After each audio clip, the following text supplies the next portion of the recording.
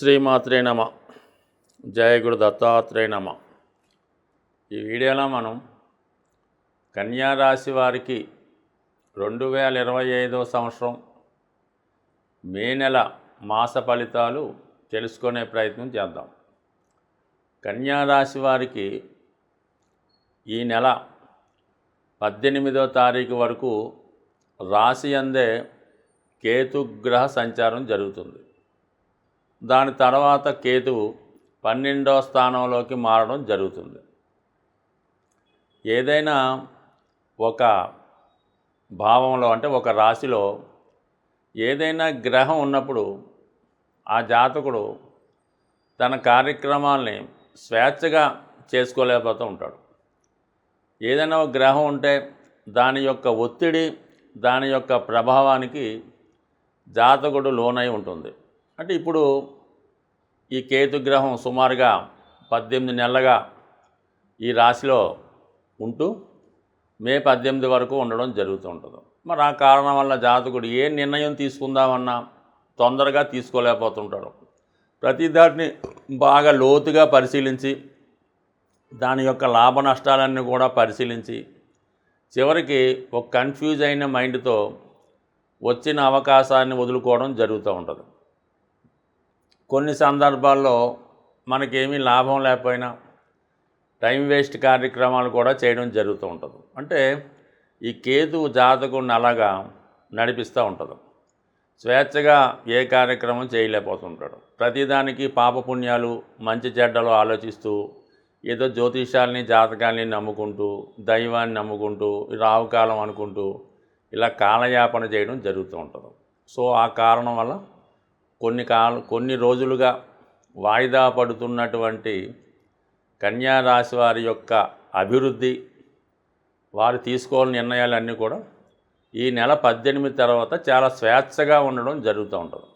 So ఇక మిగతా గ్రహాల స్థితి పరిశీలించినప్పుడు అంటే ఈ సప్తమ స్థానంలో ఉన్న గ్రహాలు పక్కన పెడితే ఇంచుమించుగా ఈ మే నెల 15 వరకు అష్టమ స్థానంలో రవిగ్రహ సంచారం.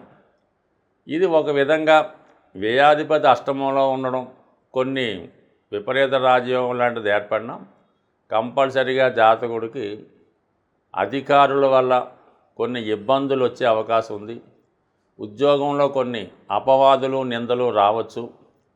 సడన్గా వృత్తిలో మార్పులు కూడా వచ్చే అవకాశం ఉంది. ఏదైనా ఒక ఇబ్బందికరమైనటువంటి పరిస్థితి పై అధికారుల వల్ల జాతకుడు ఎదుర్కోవలసి ఉంటుంది. అలాగే బాగా హోదాలో ఉన్నటువంటి వ్యక్తులు కొంత అంతర్మదనంతో కొన్ని కఠిన నిర్ణయాలు తీసుకోలేక ఇబ్బంది పడడం కూడా జరుగుతూ ఉంటుంది. దాని తర్వాత ఈ 15వ తారీఖు తర్వాత భాగ్యస్థానంలోకి రవి రావడం వల్ల చాలా వరకు చిన్న చిన్న సమస్యలు, అవమానాలు, అనారోగ్య సమస్యలు, ఏమైనా కోర్టు తీర్పులో మీకు వ్యతిరేకత, భయాలు, ఆందోళనలు ఉంటే ఇవన్నీ కూడా మీకు మే 15 తర్వాత అంటే మే 15 తర్వాత పూర్తిగా అవి మీకు అనుకూలంగా రావడం జరుగుతుంది. మే 15 ముందైతే మీకు తీర్పు కొంత అన్ఫేవరబుల్గా రావచ్చు. అలాంటి ముఖ్యమైన నిర్ణయాలు ఏవైనా ఉంటే, సంప్రదింపులు ఏవైనా ఉంటే మీరు మే 15 వరకు ఆగడం మంచిది.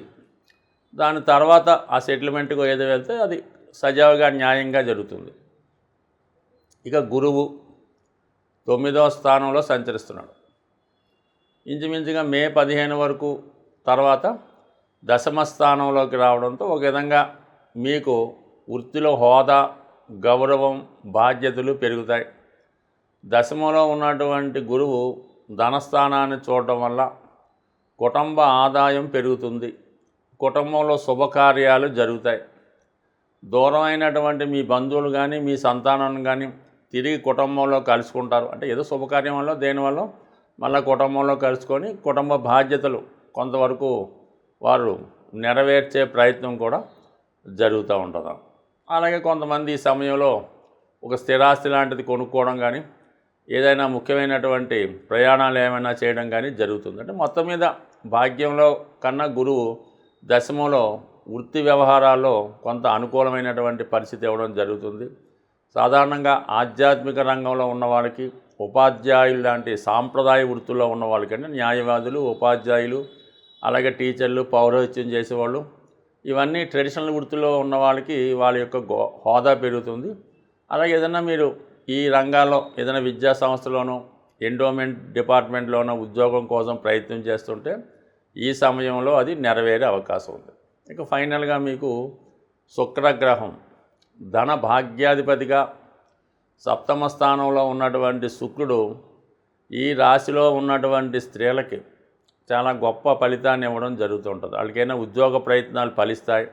అటు మీ భార్య కన్నా కానీ మీ కుటుంబంలో మీ కుమార్తెకో, మీ సంతానానికో, మీ సిస్టర్స్కో వారికి కానీ ఏదైనా ఉద్యోగ ప్రయత్నాలు ఫలిస్తాయి, అటు వివాహ ప్రయత్నాలు ఫలిస్తాయి. అలాగే వాళ్ళు ఏదైనా ఒక వృత్తిలో బాగా ప్రావీణ్యం సంపాదించి ఉంటే అందులో ఒక సినిమా రంగం అనొచ్చు, ఒక మీడియా రంగంలో ప్రవేశించవచ్చు, ఏదైనా సాఫ్ట్వేర్ లాంటి పెద్ద పెద్ద సంస్థలో కానీ, రైల్వేస్ లాట్లో కానీ, సినిమా పరిశ్రమల్లో కానీ ప్రవేశించడానికి చాలా వరకు స్త్రీలకి ఎక్కువ అవకాశం ఈ ఈ రాశి వారికి రావడం జరుగుతుంది. సో మొత్తం మీద ఈ రాశి వారికి చెప్పాలంటే మరి గురుగ్రహ అనుగ్రహం సంపూర్ణంగా ఉండడం వలన చేపట్టిన కార్యక్రమంలో నిజాయితీ ఉంటే సంపూర్ణంగా అది ఫలించే అవకాశం ఉంది. ముఖ్యంగా ఈ మే నెలలో రాహుకేతువులు రాశులు మారడం జరుగుతుంది. సాధారణంగా రాహుకేతువుల ప్రభావం అన్ని రాశుల వారి మీద ఉంటుంది. ఎందుకంటే రాహు ఉన్న రాశిని ఏ గ్రహంతో కలిస్తే ఆ ప్రభావాన్ని, ఏ గ్రహాన్ని చూస్తే ఆ ఫలితాన్ని మొత్తం అంతా మిక్స్డ్గా 12 భావాల మీద ఏదో ఒక ప్రభావం చూపడం జరుగుతూ ఉంటుంది. అయితే ఈ రాహుకేతువుల్ని ప్రసన్నం చేసుకుంటే తప్పనిసరిగా, అందుకే మనకి ఈ కలియుగంలో విఘ్నేశ్వరుడు, దుర్గా అమ్మవారు ఈ 2 దేవతల్ని పూజించుకోవడం వల్ల అటు రాహు అలాగే కేతువుని ప్రసన్నం చేసుకోవడం జరుగుతూ ఉంటుంది. తరచూ పనులు వాయిదా పడుతున్నా, ప్రారంభించిన పని పూర్తి కాకుండా ఉన్నా కేతువు యొక్క ప్రభావం ఉంటుందని గమనించి చాలా వరకు విఘ్నేశ్వరుణ్ణి పూజించుకోవలసి ఉంటుంది. అది సంకష్ట చతుర్థి కానీ, గణపతి హోమం చేసుకోవడం, వినాయకుడిని గరికతో అర్చించడం, అష్టోత్తరంతో పూజించుకోవడం, ఏ పని ప్రారంభించినా వినాయకుడిని ప్రారంభించుకుంటే మీకు ఈ విఘ్నాలు లేకుండా ముందుకు వెళ్ళడం జరుగుతూ ఉంటుంది. అలాగే రాహు ప్రభావం ఏ విధంగా ఉంటుందంటే ఇతరుల చేతిలో మోసపోవడం, అలాగే పెద్ద పెద్ద అవకాశాలు వచ్చినట్టే వచ్చి వెళ్ళిపోవడం జరుగుతూ ఉంటుంది. అలాగే జాతకుడికి వ్యసనాల మీద ఆసక్తి మళ్ళుతూ ఉంటుంది. విషయాన్ని ధైర్యంగా ముందుకు చెప్పలేకపోతుంటాడు, ఏదో విషయాన్ని దాయడం జరుగుతూ ఉంటుంది. కొన్ని నిజాయితీగా వెళ్ళలేకపోవడం, ఏదో ఒక బలహీనతకి లోను కావడం, ఇలా జరుగుతూ ఉంటుంది. అంటే రాహు ప్రభావం ఏంటంటే చట్టానికి వ్యతిరేకంగా ఉంటుంది, మన సాంప్రదాయాలకి విరుద్ధంగా ఉండడం జరుగుతూ ఉంటుంది. ఈ లవ్ మ్యారేజ్లు, ఇంటర్ కాస్ట్ మ్యారేజ్లు, ఈ చిన్న పెద్ద లేకుండా తారతమ్యం లేకుండా వివాహాలు, ఇవన్నీ కూడా రాహు ఏంటంటే పొల్యూట్ చేస్తుంటాడు, మన ధర్మాన్ని పాడు చేస్తుంటాడు, మన చట్టాన్ని నాశనం చేస్తుంటాడు, మన వ్యవస్థని పాడు చేస్తుంటాడు. ఇవన్నీ లేకుండా ఉండాలంటే మరి అంటే జాతకుడు తను తాను సంస్కరించుకుంటూ దుర్గా అమ్మవారిని ప్రతి శుక్రవారం అమ్మవారిని కుంకుమార్చన చేసుకోవడం కానీ, దుర్గా అష్టోత్తరం పారాయణ చేసుకోవడం మంచిది. అమ్మవారికి ఏదైనా నిమ్మకాయల దండ వేయటం కానీ, ఏదన్నా నైవేద్యంగా పులగం లాంటిది నైవేద్యం పెట్టడం వల్ల, అలాగే గుమ్మడికాయ సమర్పించడం వల్ల, ఇవన్నీ చిన్న చిన్న పరిహారాలు వాళ్ళ టెంపుల్లో ఆచారాన్ని బట్టి, అక్కడ ఉన్నటువంటి సాంప్రదాయాలను బట్టి ఉండడం జరుగుతూ ఉంటుంది. బట్ ఏదైనా తరచూ విఘ్నేశ్వరుని, కనకదుర్గ అమ్మవారిని, ఏదైనా ఒక శక్తి స్వరూపాన్ని ఆరాధించడం వల్ల కంపల్సరిగా జాతకుడు రాహు పెట్టే ఇబ్బందులు, భయాల నుంచి బయటపడే అవకాశం ఉంది. వీటన్నిటికన్నా మరి చక్కగా లలిత సహస్రనామాన్ని నిరంతరం, అంటే రోజుకొక నామం చదువుకున్నా సరిపోతుంది.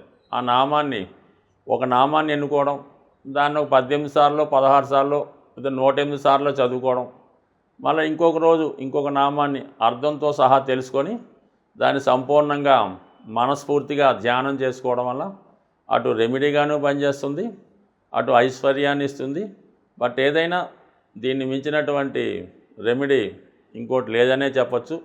ఏదన్నా ఇతరులు చేయడం కన్నా సొంతంగానే చేసుకోవడం మంచిది. అంటే మా అమ్మాయి ఇవన్నీ చదవదండి, మా అబ్బాయికి కుదరదండి, మేము చేయొచ్చా అండి అంటే మీరు చేయొచ్చు, కానీ ఎవరికి వాళ్ళు చేస్తేనే ఈ ఫలితం తొందరగా వచ్చే అవకాశం ఉంటుంది తప్ప మీతో ఇతరులు చేయడం వల్ల ఏంటంటే ఏదో కొంత ఫలితం వస్తుంది, కానీ ఏదో 10 సంవత్సరాలకో 20 సంవత్సరాలకో వస్తుంది. అదే మనం చేస్తే అది శీఘ్రంగానే రోజుల్లో వచ్చే అవకాశం ఉంటుంది. స్వస్తి.